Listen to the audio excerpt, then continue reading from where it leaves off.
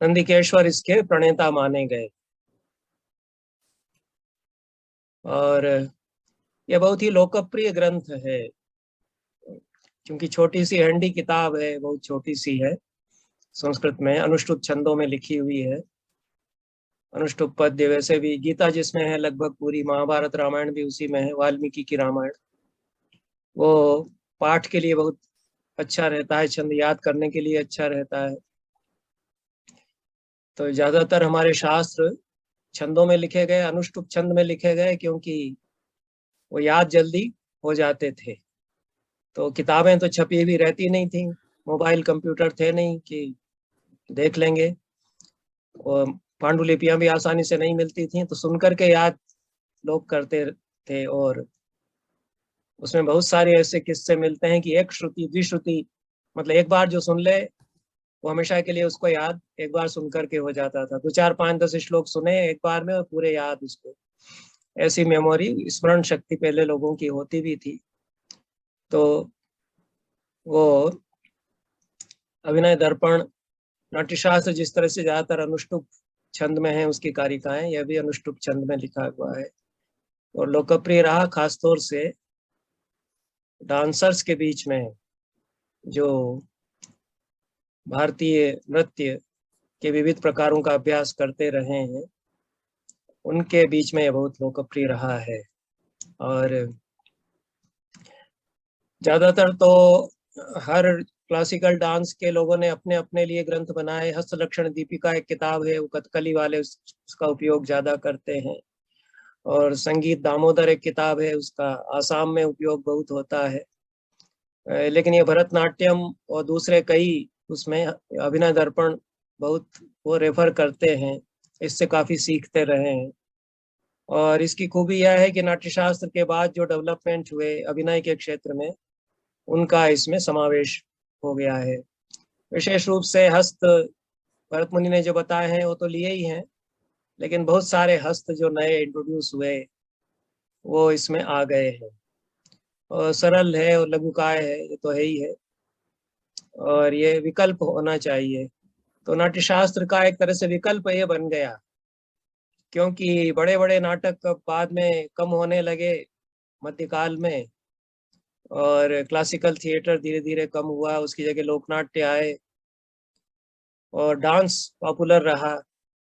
तो डांसर्स के लिए बहुत सारे टेक्स्ट तैयार किए गए, वो और भी कई मिलते हैं, और वो नाट्यशास्त्र की जगह उन्होंने ले ली। इसलिए भी नाट्यशास्त्र का पठन पाठन कम हो गया। एक तो इतना बड़ा है, अब 6000 श्लोक हैं, उसकी जगह 300 श्लोक आ गए, उसमें 20% करीब आया केवल।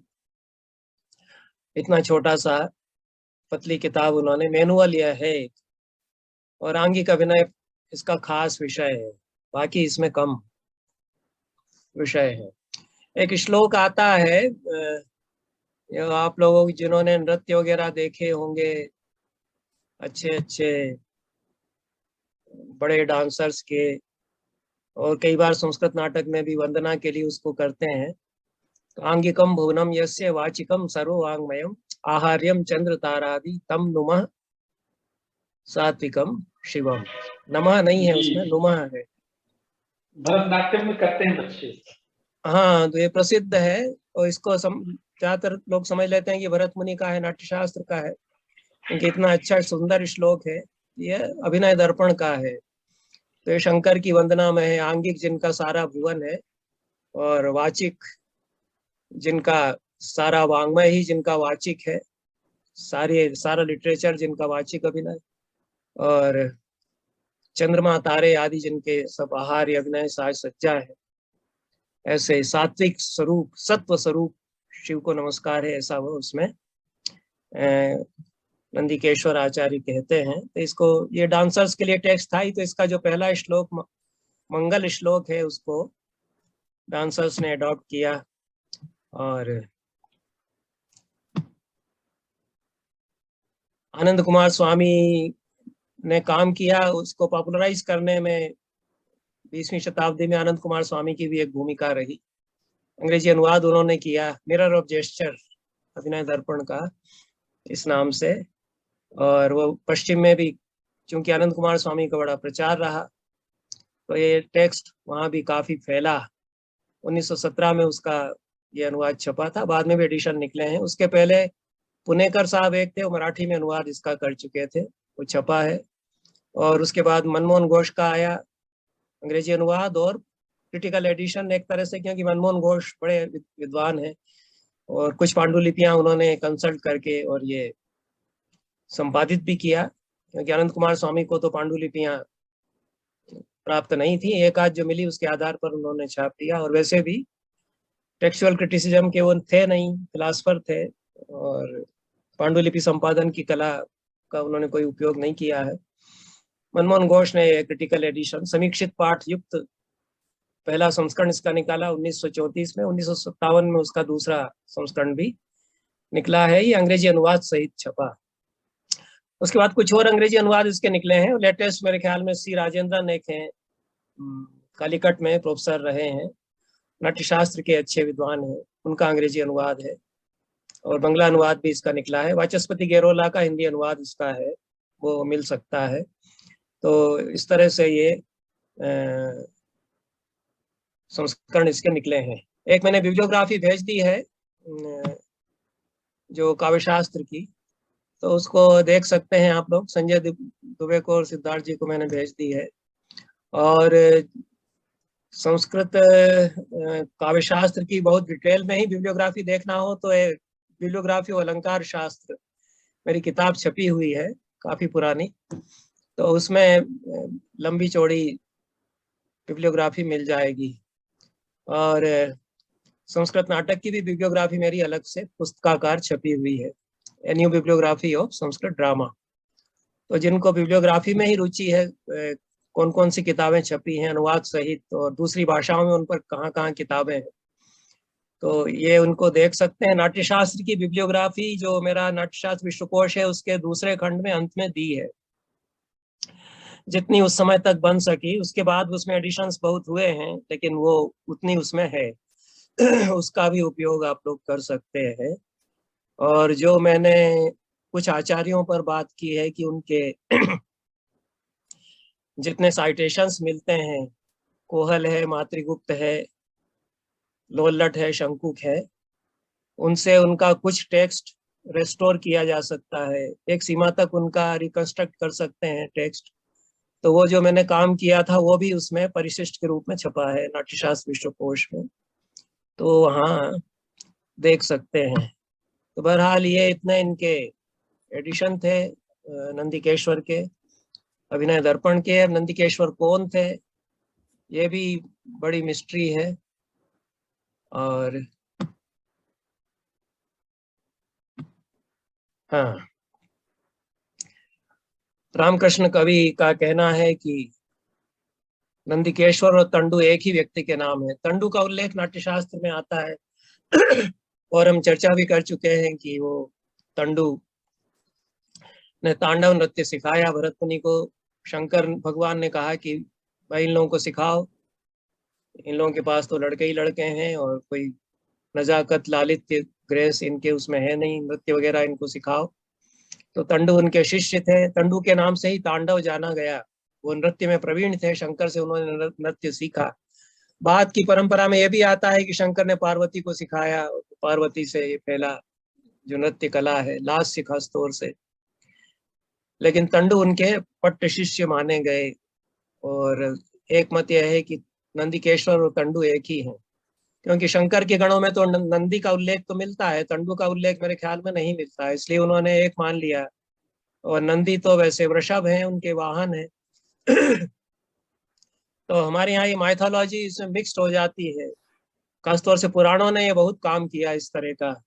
तो नंदिकेश्वर कोई आचार्य हुए थे, रस सूत्र भी उन्हीं का माना जाता है, रस सिद्धांत का प्रतिपादन सबसे पहले उन्होंने किया। बहुत पुराने कोई आचार्य होंगे और हो सकता है कि भरत मुनि के पहले इस नाम के आचार्य हुए हो।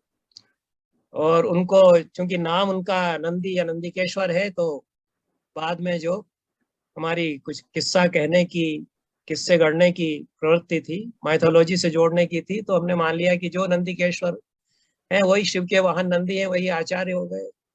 क्योंकि अब वो तो शिव के वाहन है, तो बोल भी सकते हैं, वो सब कुछ कर सकते हैं, तो वही रस सूत्र के भी आचार्य हो गए। लेकिन ये नंदिकेश्वर कोई आचार्य हुए होंगे। लेकिन ये जो अभिनय दर्पण मिलता है, ये अभी नंदिकेश्वर के नाम से तो है, लेकिन प्राचीन किसी आचार्य नंदिकेश्वर नाम के आचार्य का होगा ऐसा नहीं लगता। इसमें भी यही संभावना है कि नंदिकेश्वर जो कोई बड़े आचार्य हुए थे, भरत मुनि से भी पहले कदाचित हुए हो, उनकी कुछ कारिकाएं, फ्लोटिंग कारिकाएं चली आ रही हो जनरेशन टू जनरेशन, और उनको कंपाइल किया गया हो, तो नंदिकेश्वर का ही नाम दे दिया गया हो, ये हो सकता है। नंदिकेश्वर का नाट्यशास्त्र में उल्लेख नहीं है। और ये जो अभिनय दर्पण हमारे पास है इस समय, उसमें तो भरत मुनि और नाट्यशास्त्र का खूब उल्लेख है। उनको प्रमाण माना गया है कि उन्हीं के आधार पर ये ग्रंथ है। तो बहुत बात का है। मनमोहन घोष 5वीं शताब्दी के आसपास इसको मानते हैं, कई विद्वान इसको और भी बात का मानते हैं, 12वीं शताब्दी के आसपास का मानते हैं। और इसकी खूबी यह है कि देवताओं के हस्त इसमें बताए हैं, जो कि नाट्यशास्त्र में नहीं है। अलग अलग देवताओं के लिए कौन सा हस्त होगा। ये माइक बंद कर लें जिनका माइक खुला हुआ है।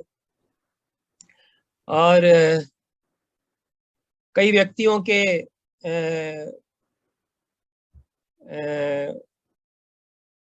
साथ हस्त मुद्रा या कोई पोज आइडेंटिफाई किया जाता रहा है। जैसे हम लोग छोटे थे तो नेहरू जी की याद जब की जाती थी, तो वो गाल पर हाथ ऐसे रखे हुए, ये उनका पोज खास था। इसमें उनकी तस्वीरें भी खूब मिलती हैं।